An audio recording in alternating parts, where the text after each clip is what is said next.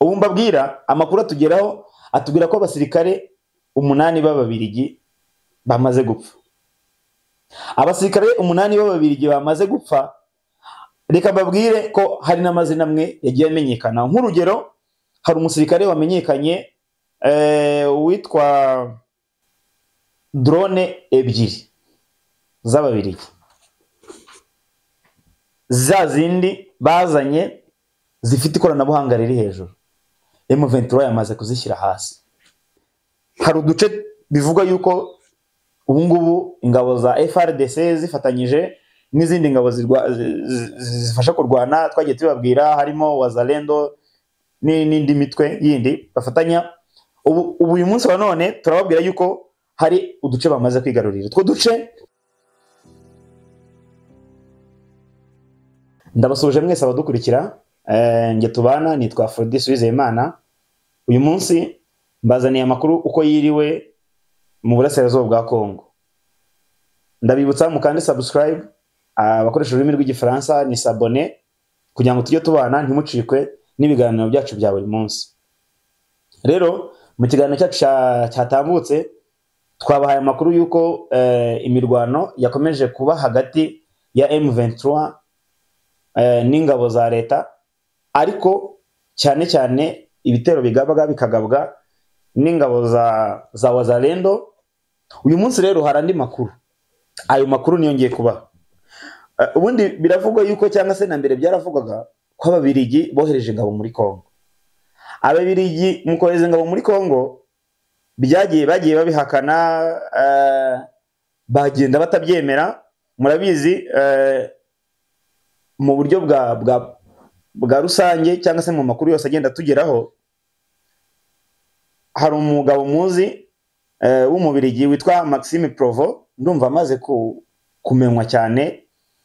Uyu Maxime Provo yagiye abihakana. Ubundi amakuru yatubwiraga yuko mu burasirazuba bwa Kongo haje ingabo z'Ababiligi ziri hagati ya 300 na 500. Ariko muri interview ya Maxime Provo yagiye cyangwa se mu biganiro yagiye atanga, yagiye hakana iki kintu, kuko ni minisitiri w'Ububirigi ariko w'ububanyi n'amahanga. Ibyo rero yagiye abihakana ko aya makuru ari ibihuha. Ariko uyu munsi wa none tubazaniye amakuru nababwira ngo ni amakuru atariho ivumbi, ni amakuru ya nyayo. Mwebwe mutera agatebe tubana. Reka duhere ku mirwano. Ububirigi bundi reka tubareho duhera buza muri Kongo. Hari ibikoresho byinshi by'intambara bagiye bazana amadrone, bagenda bazana za burende, bagenda bazana nyine ibikoresho by'intambara bihambaye kandi n'ibitwaro binini bifite imbaraga. Kuko murabizi ko muri kara gace ka Walikale na gace karimo ibirombe, binavuga ko banafitemo ibirombe, bivuga ko Ububirigi bufite ibirombe muri Walikale. Canada bivuga ko Canada nayo ifitemo ibirombe. Rero urumva na gace gakungahaye cyane ku bijyanye n'amabuye y'agaciro. Rero niyo mpamvu karimo kagaragaramo imirwano cyane ugereranyije, kandi ikaba imirwano nyine ifite imbaraga. Rero icyagaragaye nuko nyuma yuko uyu munsi wa none imirwano yakomeje kuba, ariko dore cyabayeho gitangaje ngira ngo mbabwire. Ntabwo M23 yigeze igaragara. Abaturage cyangwa se abaduha amakuru batubwiye yuko habayeho bumvise imbunda zirimo zirarasa, cyangwa se bumvise habaho kurasana, ariko ntago bigeze babona M23 ikora patrouille cyangwa se barimo barwana. Dore ahubwo cyabaye ngo muri kara gace ubu ikintu cyahabaye nuko ingabo za FRDC cyangwa se ingabo za leta zihanganye n'ingabo z'inyeshyamba M23 ntago zongeye kugaragara muri uriya mujyi wa Walikale.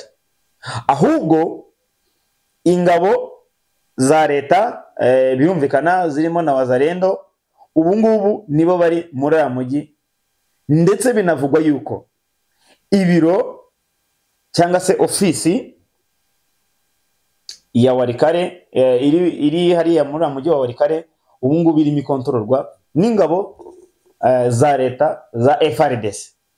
Aho hatumye nibaza ngo ese murabizi ko twabwiye ko ku itariki 9 z'uku kwezi kwa kane 2024 hazabaho ibiganiro bizahuza leta ya Kinshasa n'umutwe w'inyeshyamba wa M23 bikabera muri Qatar. Ibyo twari twabivuze mu kiganiro cyabanje, tukibaza ngo ese nubwo haba humvikanye kurasana, M23 yaba yarekuye uriya mujyi ku bushake nkuko yabitangaje ku itariki 22 z'ukwezi kwa gatatu 2025. M23 yari yatangaje yuko uriya kari agace mu rwego rwo kugira ngo ishaka amahoro bitewe n'ibiganiro byagiye bihuza abakuru b'ibihugu, bavuga bati hakabayeho ibiganiro hagati ya Tshisekedi Chilombo aganire n'abanyagihugu be M23, hanyuma bakavuga ko nibaganira iyo izagenda igabanya ibitero cyangwa se imirwano izagenda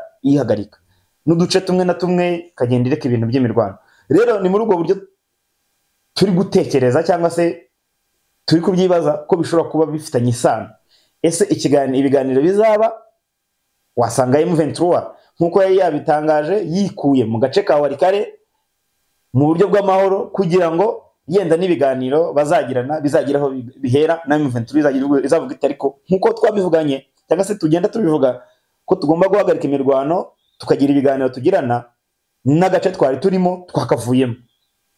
Aho ngaho yenda tuzagenda tubimenya bitewe n'amakuru dukura aho iyi mirwano irimo irabera. Rero mu byaje kugaragara cyangwa se byaje kujya hanze, nubwo Maxime Provo yagiye bihakana, ariko byaje kugaragara yuko ingabo cyangwa se abasirikare b'Ububirigi bari muri Kongo. Ubu mbabwira amakuru atugeraho atubwira ko abasirikare 8 b'Ababirigi bamaze gupfa. Abasirikare 8 b'Ababirigi bamaze gupfa. Reka mbabwire ko hari n'amazina amwe yagiye amenyekana. Nk'urugero, hari umusirikare wamenyekanye hari umusirikare amazina ye yamenyekanye ajya no hanze, kandi buriya iyo amazina y'umusirikare yamenyekanye burya nibigaragaza yuko koko abasirikare bahari. Mu gihe uyu muvugizi wa leta y'Ububirigi yahakanaga agaragaza yuko ari ubundi butumwa bubajyanye ahubwo batagiye mu ntambara. Ibyo rero nibyo byavuyemo yuko hari uwarashwe. Reka tubabwire izina rye kuko twabajeje amakuru turarimenya. Uyu mubirigi warashwe yitwaga ku rugamba muri kara gace ka Walikare. Bivuze ngo nubwo bagiye babihakana, ariko byagiye bigaragara yuko ababirigi baje muri no ntambara iri kubera mu burasirazuba bwa Kongo. Rero ibyo biratujyana kandi ku makuru ahari inyuma yuko M23 yikuye muri Walikare.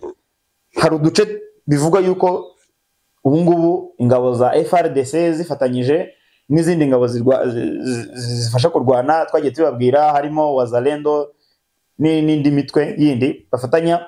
Ubu uyu munsi wa none turababwira yuko hari uduce bamaze kwigarurira. Utwo duce harimo agace kitwa nk'ikigo gihari kitwa Rwama. Icyo kigo cyamaze gufatwa, ni ikigo cya gisirikare. Ikigo cya gisirikare cya Rwama kiri mu mujyi wa Kindu. Rwama mu mujyi wa Kindu, aho ngaho ubu ngubu harimo harayoborwa na FRDC, n'ubundi ni mu ntara ya Maniema. Ibyo ni bigaragaza yuko FRDC yamaze gufata cyangwa se yamaze kuba irimo igenzura uriya mujyi wa Walikare mu ntara ya Maniema. Ariko dukomeza twibaza ngo ese M23 ni iki imipanga, ni iyihe mipanga ifite? Ese kuba yaba yarekuye uyu mujyi ku bushake kugira ngo se imishyikirano yenda bagira nizagende neza?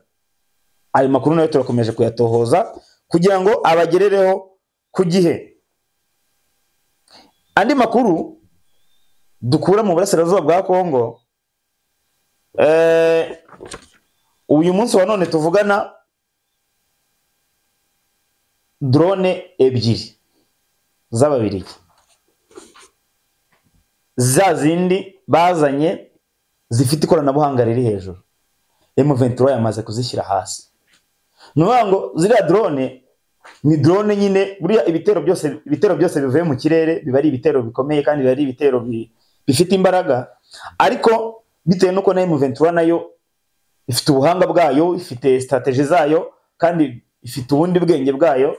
Ariko ubu tuvugana hari drone ebyiri zakoreshwaga na FARDC ifatanyije n'Ababiligi zamaze kujya hasi. Ayo ni amakuru atugeraho kandi ni amakuru yizewe. Nyuma yuko abasirikare babo 8 bapfuye, urumva yuko bitoroshye. Ushobora no gusanga muri aba ngabo 8 harimo n'abakoreshaga izi ntwaro zisaba ubuhanga buhambaye, zisaba ikoranabuhanga riri hejuru. Ariko murumva ko ibi bikubera mu burasirazuba ntago byoroshye. Rero mu byumvikana M23 yari maze iminsi igabwaho ibitero, ariko kubera iyindi biganiro n'iki ushobora gusanga ari impamvu irimo yikura muri kariya gace kugira ngo ibiganiro bizagende neza. Andi makuru yenda twababwira nuko yenda nyuma yuko Sergeant Louis Flanda yamenyekanye nk'umwe mu baguye nyine mu mirwano, ibyo bigaragaza uruhare rw'Ababiligi mu ntambara iri mu burasirazuba bwa Kongo. Rero kugira ngo tutaza kurambirana, ntago nifuza kwenda twabivugaho ibintu byinshi, ariko hari kamwe mu byo nababwira ntagenda ntavuze kandi ayo makuru nayahawe nyafite.